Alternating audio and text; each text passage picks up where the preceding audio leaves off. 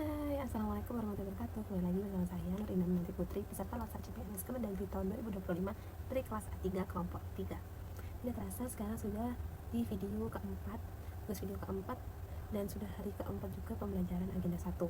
Nah, di tugas kali ini saya akan mereview dan berbagi pengalaman setelah 4 hari belajar di agenda 1. Baik, yang pertama kita akan membahas modul 1 tentang wawasan kebangsaan, bela negara, dan SANKRI atau Sistem Administrasi Negara Kesatuan Republik Indonesia. Baik, yang pertama wawasan kebangsaan. Wawasan kebangsaan merupakan konsepsi cara pandang yang dilandasi akan kesadaran diri sebagai warga negara akan diri kita dan akan lingkungan kita dalam kehidupan berbangsa dan bernegara ini. Selanjutnya tentang bela negara, merupakan tekad, sikap, dan perilaku serta tindakan warga negara baik secara perseorangan maupun kolektif dalam menjaga kedaulatan negara, keutuhan wilayah, dan keselamatan bangsa dan negara yang dijiwai oleh kecintaannya kepada negara kesatuan Republik Indonesia. Nah, perjuangan bangsa Indonesia itu untuk merebut dan mempertahankan kemerdekaan Indonesia kan sangatlah panjang. Hasil perjuangan yang mereka perjuangkan dan dilandasi oleh semangat untuk membela negara dari penjajah.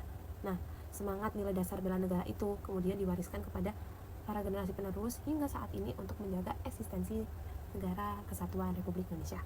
Nah, kami sebagai calon aparatur sipil negara memiliki kewajiban untuk mengimplementasikan dalam pengabdian kami sehari-hari sehingga nantinya fungsi ASN itu dapat tercapai, yakni pelaksana kebijakan publik, pelayanan publik, dan perekat dan pemersatu bangsa. Nah, selanjutnya tentang SANKRI. Nah, kerangka dasar hukum SANKRI ini pada umumnya itu merupakan suatu sistem penyelenggaraan pemerintahan negara yang mencakup aspek kelembagaan, aspek ketatalaksanaan, dan aspek sumber daya manusianya yang bersumber dari norma hukum, yakni dalam Undang-Undang Dasar 1945. Oke, lanjut ke modul 2 tentang pengelolaan konflik kepentingan dan analisis isu kontemporer. Apa itu konflik kepentingan? Konflik kepentingan merupakan suatu kondisi pejabat pemerintahan yang memiliki kepentingan pribadi untuk menguntungkan diri sendiri dan atau orang lain dalam penggunaan wewenang yang dapat mempengaruhi netralitas, kualitas keputusan, dan tindakan yang dilakukan.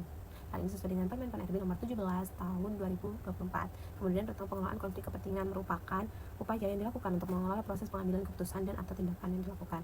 Konflik kepentingan ini ada dua, aktual dan potensial. Aktual yang hangat-hangatnya, potensial yang akan gitu. Nah, kemudian analisis isu kontemporer, proses menganalisis dan memahami isu-isu yang terjadi dan relevan dengan kehidupan sehari-hari. Salah satunya itu konflik kepentingan tadi. Nah, isu kontemporer itu ada 3, current isu, emerging isu, dan potential isu. Kemudian untuk menyelesaikan masalah-masalah itu, konflik-konflik itu tuh harus dilihat dari segi prioritas dan dampak yang ditimbulkan dari masalah tersebut. Nah, ada teknik analisis isu strategisnya. Pertama itu ada 2, teknik tapisan sama teknik analisis. Teknik tapisan itu pakai APKL. APKL itu aktual, problematik, halayakan, dan kelayakan. Nah, dari itu di poin-poin terus dapat tuh mana yang prioritas, isu yang menjadi prioritas kita gitu. Nah, selanjutnya pakai metode USG itu bisa. Tapi yang kemarin setelah akan diterapkan itu pakai fishbone. Di analisisnya pakai fishbone. Di fishbone itu mengidentifikasi penyebab masalah dengan cara menggambarkannya dalam diagram tulang ikan yang terdiri dari 6M: man, many, method, machine, measurement, dan material. Nah, setelah itu kami menggunakan USG. USG ini urgency, seriousness, dan growth, merupakan metode scoring untuk menyusun urutan prioritas isu yang harus diselesaikan. Jadi prioritas masalah-masalah tadi. Nah, selanjutnya prioritas karena dinilai tingkat resiko dan dampaknya dari USG itu. Kemudian ke solusinya itu kami pakai Ensinamara. Ensinamara itu menentukan analisis solusi dengan menggunakan metode Ensinamara. Ada 3 indikator: efektivitas, kemudahan, dan biaya. Nah, selain itu ketika tadi kami menggunakan fishbone, ada juga yang menggunakan SWOT atau strength, weakness, opportunity, dan threat SWOT ya. Pakai SWOT itu untuk mengidentifikasi kekuatan, kelemahan, peluang, dan ancaman. Jadi ada beberapa teknik disesuaikan apa yang kita inginkan saja, itu apa yang kita butuhkan. Nah, selanjutnya itu dapat disimpulkan bahwa proses analisis isu terdiri dari beberapa tahapan: analisis penyebabnya, terus solusinya, terus tahapan kegiatan yang dilakukan untuk mengatasi isu itu. Nah, pada pelatihan ini kami memahami konsepsi perubahan dan perubahan lingkungan strategis melalui isu-isu strategis kontemporer sebagai wawasan strategis PNS dengan kemampuan berpikir kritis dalam menghadapi perubahan lingkungan yang strategis ini. Oke, sekarang kita masuk ke modul ketiga, yakni sikap perilaku bela negara tentang kesiapsiagaan bela negara. Nah, kita sebagai calon aparatur sipil negara itu harus memiliki kemampuan kepekaan, kepedulian lingkungan sosial, dan kemampuan berpikir kritis terhadap isu kontemporer yang di modul 2 tadi. Nah, karena dapat berpotensi menimbulkan ancaman, gangguan, hambatan, tantangan, AGHT.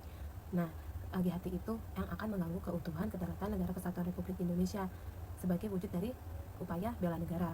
Nah, ketika banyak AGHT, banyak gangguan, hambatan, tantangan itu, kita harus siap siaga untuk membela negara kesatuan Republik Indonesia. Kemampuan bela negara ini terdiri dari beberapa aspek, yakni kesiapsiagaan jasmani dilakukan dengan kesehatan jasmani, kita harus rutin cek bagaimana kondisi tubuh kita. Kemudian tentang kesehatan mental, bagaimana tentang kita mengerti akan mentalitas kita. Terus kemudian tentang emosi, bagaimana cara kita mengatur emosi kan tidak hanya emosi amarah, tapi ada juga emosi sedih, bagaimana kita tidak terlalu larut dalam kesedihan. Kemudian tentang etika, moral, bagaimana kita berperilaku, bersikap dengan baik, dan pastinya menjunjung tinggi nilai-nilai Pancasila. Dan kita juga diharapkan ada kan kemampuan bersosial, kita harus aktif di organisasi kemasyarakatan ataupun yang lainnya, seperti misal kita kan selama kita bekerja, kita sebagai ASN, selepas kita melepas PDH baju kerja kita kembali ke rumah sebagai orang rumah, sebagai masyarakat juga, dan diharapkan di situ peran kita semua itu tidak hanya berhenti di PNS, tapi juga bisa berkontribusi untuk negara melalui aktif di RT RW, kelurahan ataupun desa, sebagai ketua RT misalnya, atau aktif di Karang Tarunanya. Jadi balance antara kita sebagai petugas pemerintahan, sebagai petugas pemerintah ASN, dengan kita sebagai masyarakat, seperti itu. Baik, cukup sekian yang dapat saya sampaikan, kurang lebihnya mohon maaf. Terima kasih. Assalamualaikum warahmatullahi wabarakatuh. Sampai ketemu di tugas video selanjutnya karena masih panjang.